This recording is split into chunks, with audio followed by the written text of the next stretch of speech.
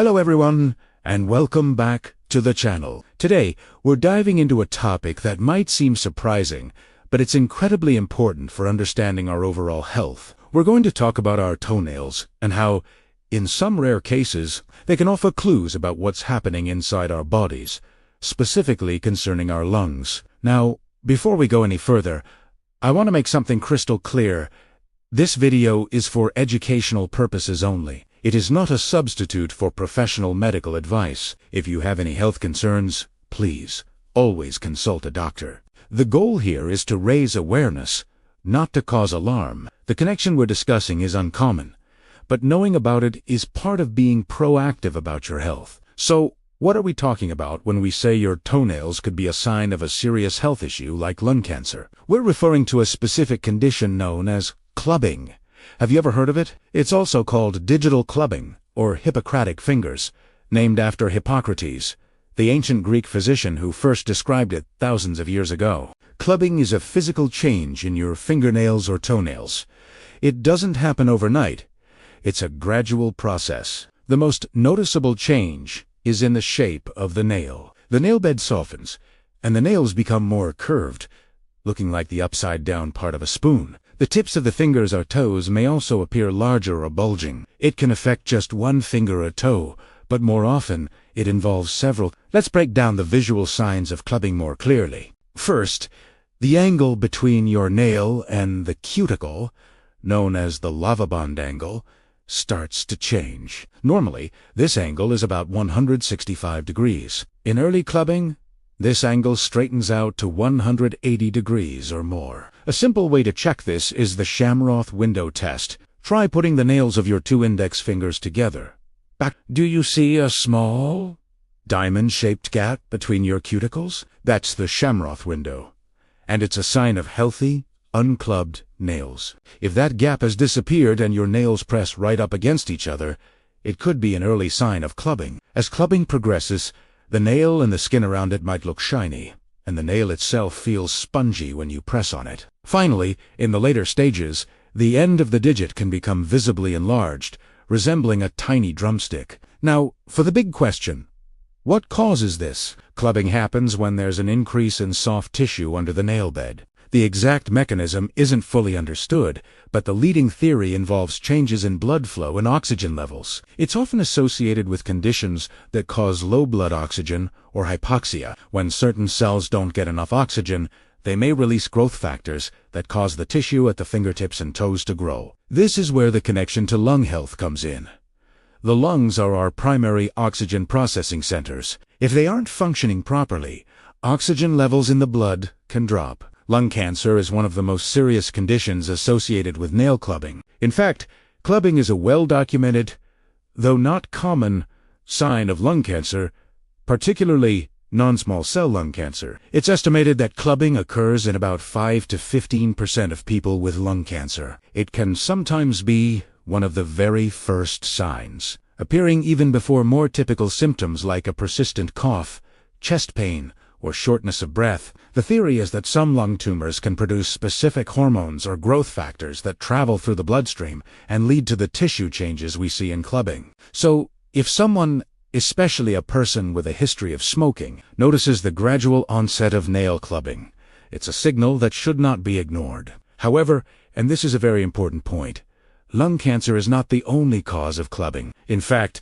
it's not even the most common cause. Many other conditions can lead to it. About 80% of clubbing cases are related to lung and heart issues. This includes chronic lung infections like bronchiectasis or a lung abscess, interstitial lung disease like pulmonary fibrosis, and cystic fibrosis. Heart conditions can also be a culprit, particularly congenital heart diseases that allow oxygen-poor blood to circulate through the body. These are often called cyanotic heart diseases. Seeing clubbing in a child, for instance, would point a doctor more towards a congenital heart issue than lung cancer. And the list doesn't stop there. Clubbing can also be linked to problems in the gastrointestinal system. Inflammatory bowel diseases like Crohn's disease and ulcerative colitis, as well as celiac disease and liver cirrhosis, have all been associated with clubbing. In rarer instances, it can be linked to an overactive thyroid gland or even be hereditary, meaning it simply runs in the family without any underlying disease. This is called primary or idiopathic clubbing, and it's completely harmless. So, you can see why it's so crucial not to jump to conclusions. Clubbing is a sign, a clue, but it's not a diagnosis in itself. It's a signal that prompts a doctor to ask, okay, what could be causing this? So, what should you do if you look down at your toenails or fingernails and think you might be seeing signs of clubbing? First, don't panic. Remember all the potential causes we just discussed, including the harmless hereditary kind. Panicking won't help, but taking action will. The right first step is to schedule an appointment with your doctor or a primary care physician. They are trained to evaluate these kinds of physical signs in the context of your overall health. Be prepared to discuss your full medical history. Any symptoms you're experiencing, no matter how small they seem, and your lifestyle, including whether you smoke. Your doctor will perform a physical exam, which will include a closer look at your nails and the Shamroth window test. They will listen to your heart and lungs and ask a lot of questions. Based on this initial evaluation, they might decide to order further tests to investigate the underlying cause. These tests could include a chest X-ray to look at your lungs and heart. Blood tests can check your oxygen levels and look for markers of inflammation or other organ dysfunction. Depending on the results, you might be referred to a specialist, like a pulmonologist for lung issues, a cardiologist for heart issues, or a gastroenterologist for digestive issues. The key is that clubbing starts a diagnostic journey. It's the beginning of the investigation, not the end. It's also worth noting that if the underlying condition is treated successfully, the clubbing can sometimes reverse itself. For example, if it's caused by a lung infection that gets cleared up with antibiotics,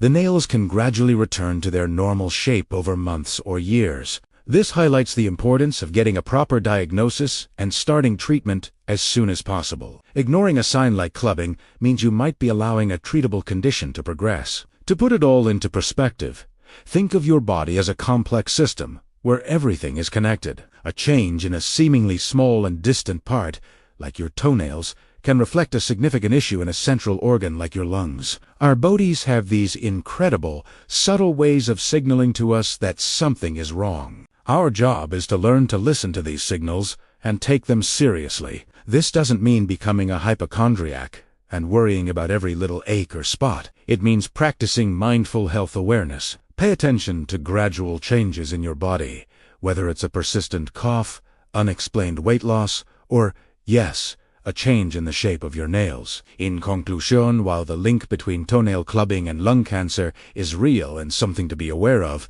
it's essential to maintain a balanced perspective. Clubbing is a relatively uncommon sign, and it has many potential causes, most of which are not cancer. But its presence is a definite reason to see a doctor for a thorough checkup. Never try to self-diagnose based on information you find online. Use what you learn here as a tool to empower yourself to have more informed conversations with your healthcare provider. Your health is your most valuable asset, and being an active, observant participant in your own care is one of the best ways to protect it.